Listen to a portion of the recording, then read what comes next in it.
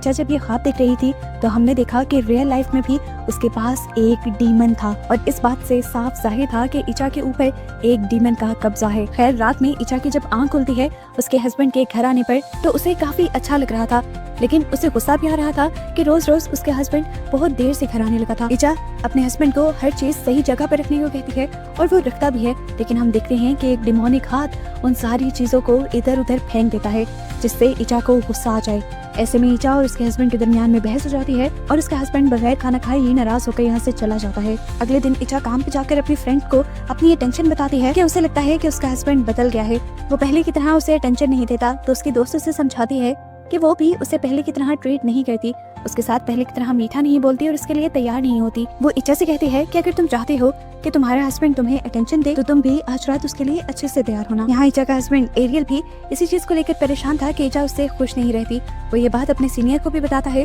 तो सीनियर भी उसे यही मशवरा देते हैं कि तुम जाकर इचा से अच्छे से बात करना।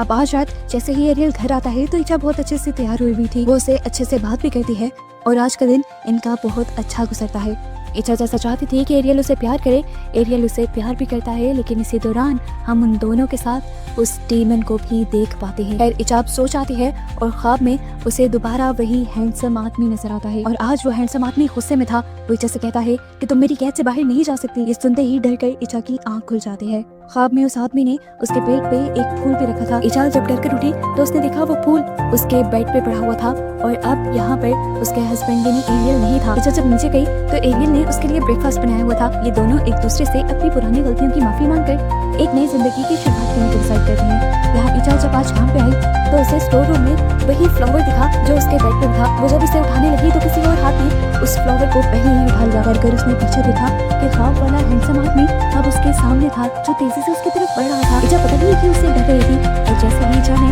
उसका रिफ्लेक्शन शीशे में देखा तो वो और भी ज्यादा डर गई क्योंकि रिफ्लेक्शन में वो डीमन नजर आ रहा था, वो एक शैतान नजर आ रहा था। ये देखकर उसे वॉमिट हो जाती है और जब वो वॉशरूम में जाती है तो पीछे पीछे उसे देखते हुए उसकी फ्रेंड भी आ जाती है।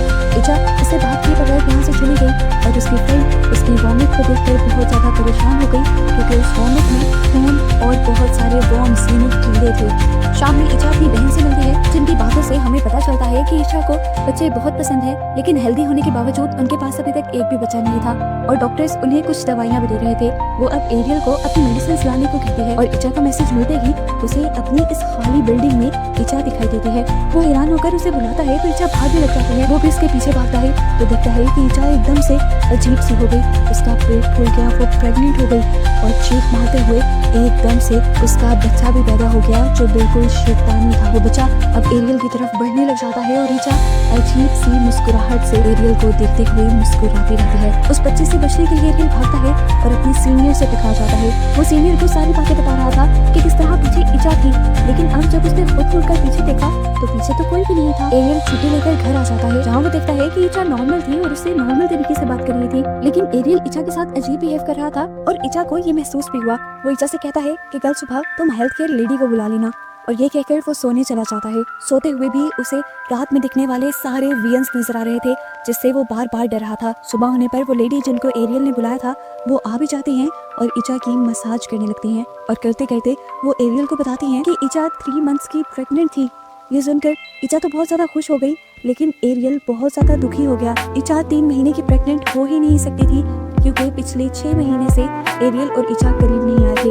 एरियल ये सारी बातें अपने सीनियर से डिस्कस करता है तो उसका सीनियर भी इन सारी बातों के बारे में खुद इचा से बात करने का मशवरा देता है एरियल को। यहाँ इचा तो बहुत ज्यादा खुश थी जैसे उसे कोई खजाना मिल गया था। वो अपने सभी कलीग्स को भी अपनी प्रेगनेंसी के बारे में बहुत खुश होकर बताती है, लेकिन हम देखते हैं कि इचा की दोस्त आज खुश नहीं थी। वो इचा के लिए परेशान थी क्योंकि पिछले दिन उसने इचा की वॉमिटिंग में वॉर्म्स और खून देखा था जो अच्छा साइन नहीं था, लेकिन इचा बहुत खुश थी इसलिए उसने अपनी दोस्त की सारी बातों